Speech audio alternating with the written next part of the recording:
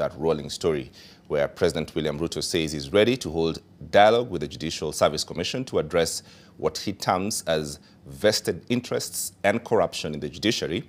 This comes just a day after Chief Justice Koome said that the judiciary had sought audience with the president, who has in recent days sustained an attack against the judiciary. The opposition, led by ODM leader Raila Odinga, is however up in arms over the meeting. Olive Barrows begin our coverage tonight from here.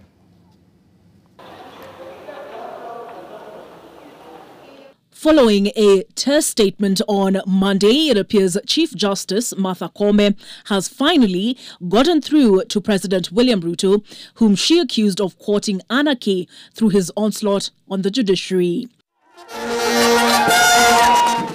The president, who was in Nandi County as part of his campaign to popularize his affordable housing program, said he has accepted the Judicial Service Commission's invitation to meet and address his complaints of corruption in the judiciary. Tumekubaliana tunakutana so that we can sort out the problem of vested interest, the problem of corruption in the judiciary, in the legislature, in the executive, and ensure that our country, held hostage for a long time by all these vices, we get rid of them so that we can move Kenya forward. Koome's white flag has, however, triggered the opposite reaction in the opposition, who view her invitation to dialogue with the president as a surrender of the judiciary's autonomy. The Chief Justice is talking about having a dialogue with the executive, which has got an active case in the court. That is how to compromise justice. Let the judges do their thing independently. So there's nothing to negotiate. Absolutely. And I would be very disappointed if Chief Justice Koome was to fall for that obvious trick and fall into a trap. So we are witnessing very absurd situations. And we must actually say enough is enough. Please leave the judiciary alone. The leadership of the Orange Democratic Movement Party, who are on a recruitment drive in Vihiga County, say if there is to be any dialogue on cleansing the judiciary of corruption, it should be a national one. Leo hii wanakuja wanakutisha ati sasa unaitisha mazungumzo. Kama mtafanya mkutano Ruto na judiciary wa Kenya, lazima wakue hapo wajue ni deal gani mna agree hapo. Are you going to tell the president, I am going to fire so and so? Are you going to tell the president, I will direct a particular judge to pass this particular judgment?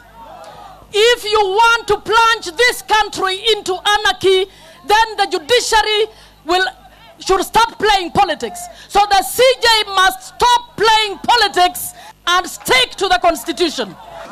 President Ruto has come under mounting criticism over his remarks, claiming that some judges and litigants in cases that did not favor his administration are corrupt.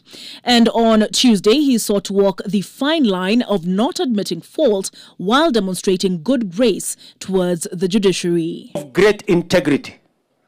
And that is why we must deal with those who want to destroy the credibility of our judicial system by their corrupt acts and corrupt decisions and the collaboration that they have with people with vested interest. We must how to get rid of corruption in the judiciary and work with all arms of government to get rid of corruption in the entire government system so that we can take our country forward.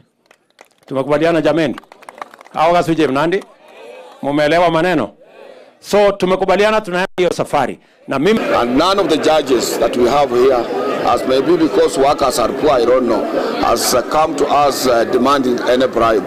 And that's why I say that if I will have an opportunity to meet His Excellency the President, I will kindly ask him to, as I support him, to protect our employment and labor relations court.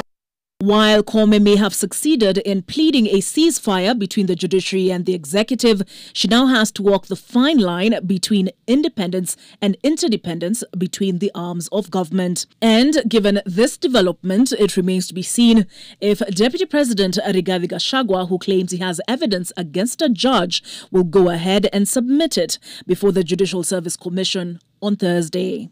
Olive Burrows, NTV.